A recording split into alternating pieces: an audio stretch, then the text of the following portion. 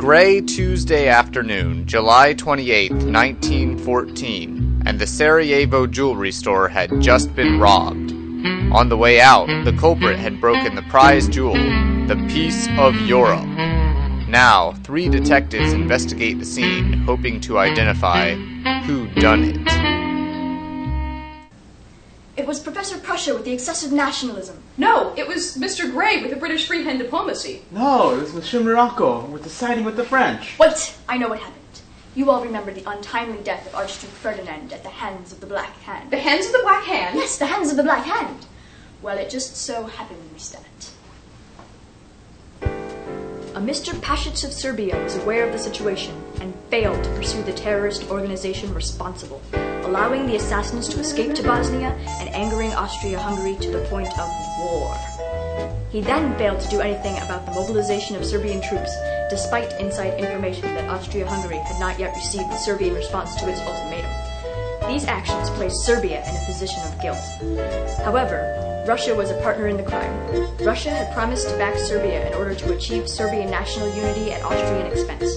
This amounts to no less than accessory to the crime. And no doubt, without Russia's general mobilization, the peace may still be intact tonight. What does this have to do with the prize jewel? Well, on that fateful afternoon, Russia and Serbia were going together to take the peace, but when they arrived, they found that Austria-Hungary was already there.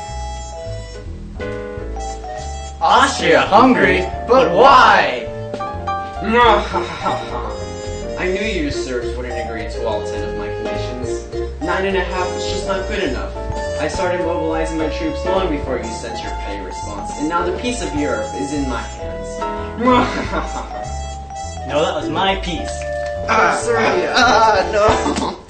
So you see, all of them had a hand in the crime, but Austria was mostly to blame. But where were Germany, Britain, and France? Oh, Britain was out having tea and crumpets, France was making a baguette, and Germany was hard at work, saluting its own flag.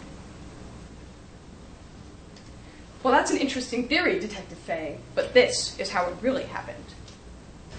Although it was true that Britain was out having tea and crumpets, France was involved with Russia at the time, and both were determined not to be humiliated again by the mastermind behind the war. Who? I'll get to that. We know that France and Germany had long been squabbling over Morocco. Having been slighted in the first Moroccan crisis, Germany vowed to have its revenge. It increased tensions all around Europe by throwing around the weight of its impressive army. It started a naval race with Britain, and hit a weakened Russia in the Bosnian crisis. But most importantly, it presented Austria-Hungary with an offer it couldn't refuse after the death of its Archduke. As Austria went to war and created a continental diversion, it was Germany that slipped in and broke the peace of Europe. But why break the peace of Europe? It was considered invaluable. But you see, Germany had plans for a unified Europe, a unified German Europe. There would be no need for the peace of Europe with the diverse Europe out of the way.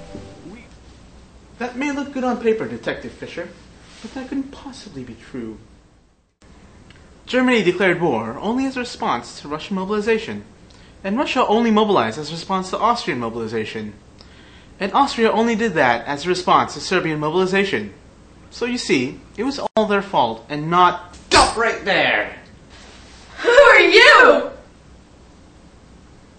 I'm Detective Kagan, and I've caught you, Moriarty, but your neo-revisionist theory can't fool me. Curses!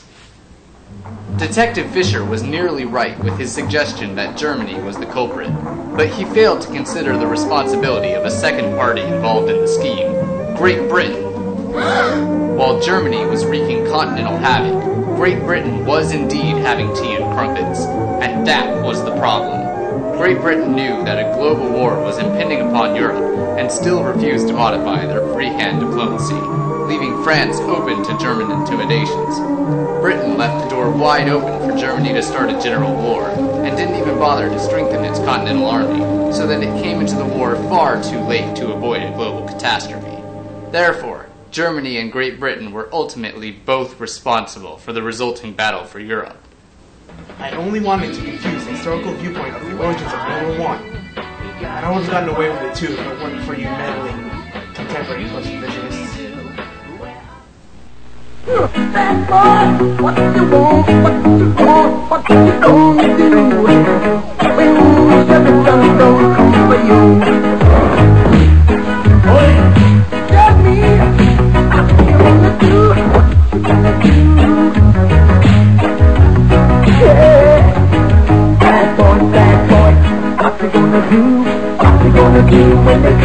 for you. Bad boys, what you gonna do? What you gonna do when they come for you? Nobody now gives you no break. Police now give you no break. That old soldier man now give you no break. Even your eyes now give you no break. Hey, hey, bad boy. What you gonna do? What you gonna do when they come for you? Bad boy. What you gonna... So you see. Oh,